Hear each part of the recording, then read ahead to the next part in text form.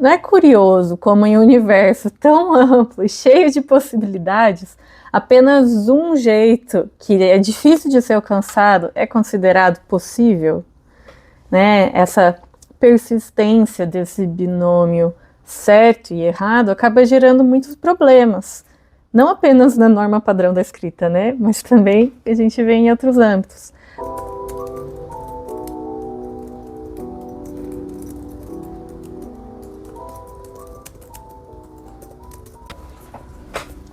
Não existe certo nem errado. Esse é o título, então, do segundo capítulo de Escrever Sem Medo, livro de Jana Viscardi, obra que eu estou me dedicando a ler e a praticar os exercícios propostos.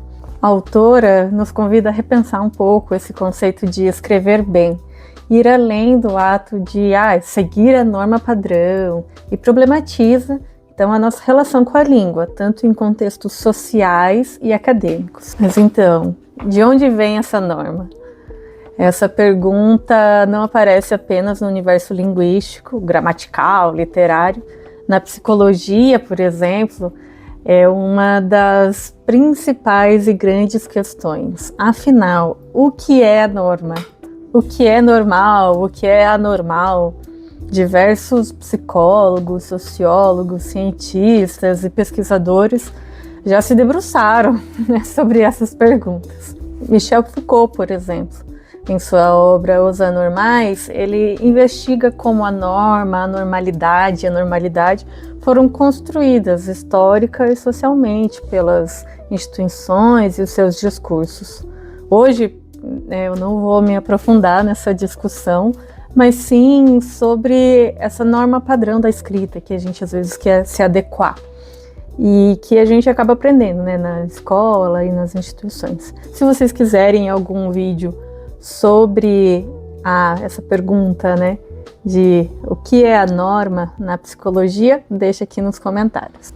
A norma padrão, então, na escrita, é uma norma social, assim como Norbert Elias traz. Ela, assim como as outras, é uma construção histórica e social.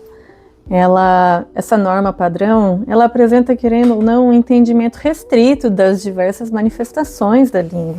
Muitas vezes acaba desconsiderando as mudanças que são contínuas. Portanto, para a gente escrever bem, a gente precisa de uma visão mais ampla da nossa língua, do nosso cotidiano, prestando atenção ao que realmente a gente está lendo, o que a gente está ouvindo. A Jana, aqui no livro dela, ela nos provoca, então, com uma questão. Não é curioso como em um universo tão amplo de possibilidades, apenas um jeito de escrever, que é difícil de ser alcançado, difícil de ser feito, seria considerado possível?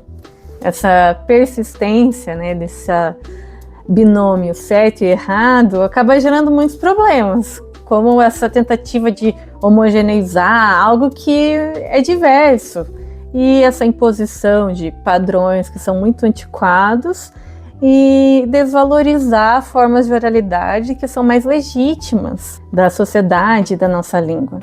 Então, apesar da homogeneização e a normatividade, elas terem uma utilidade para o funcionamento da língua, a nossa escrita ela não precisa se reduzir a uma produção que apenas segue essas diretrizes, desconsiderando esses aspectos da oralidade.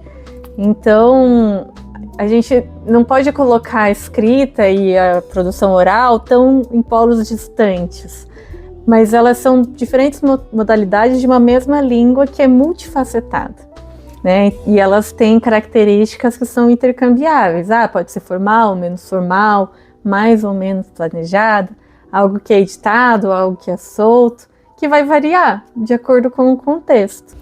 Então, o escrever bem não se resume a esse certo ou o que é errado.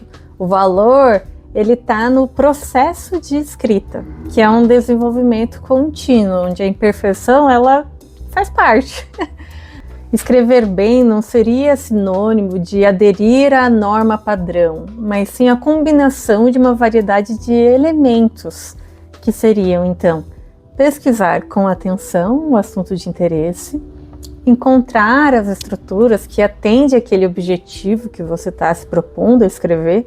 se permitindo reescrever, repensar, reorganizar, elaborar com cuidado quem é o narrador da história, ou seja, quem está emitindo a mensagem, definir quais são os limites e o alcance daquele projeto de escrita, ou seja, reconhecer o contexto e quem que é a audiência. Com essas reflexões em mente, vamos agora ao segundo exercício do livro, que é então escrever sobre um tema por 5 minutos, permitindo que o pensamento flua livremente sobre a ideia central do medo.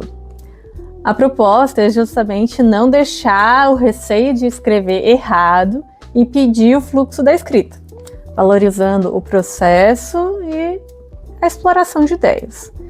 E depois, então, nos próximos dias, eu vou ter que reler e revisar o que já foi produzido. Vamos lá?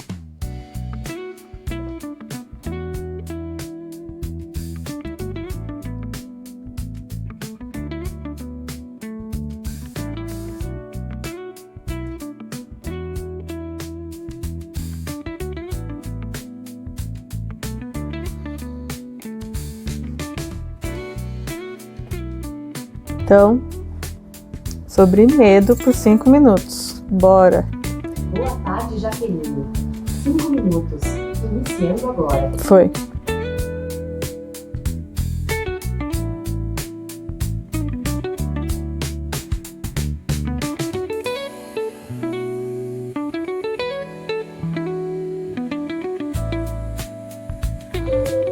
Ah! Eu escrevi muito pouco. Olhando aqui, a Bonnie me interrompeu 2 vezes. Aqui está. Comecei e achei que não foi tão legal o exercício hoje.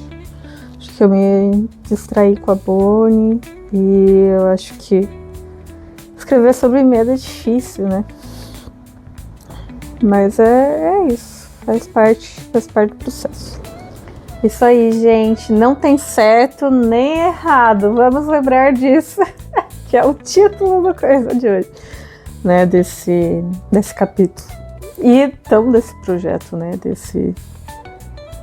Dessa proposta de exercício de hoje. Fazer assim, sob pressão. Achei difícil, desafiador. E a gente vai fazendo algumas escolhas, assim, que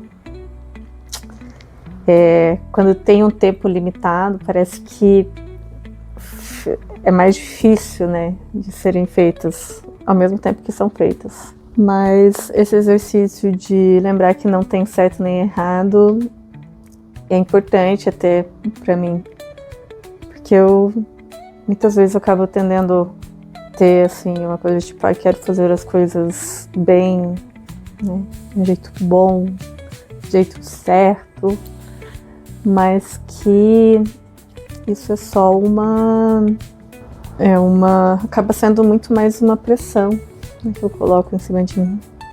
Então fazer esse tipo de treino assim ajuda, né, a gente se acalmar e a se libertar um pouco disso, né?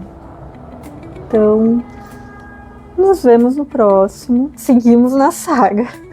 Se você também está escrevendo ou criando algo, comenta aqui comigo, compartilha comigo. Vamos se unir aí, né? Beijo, até!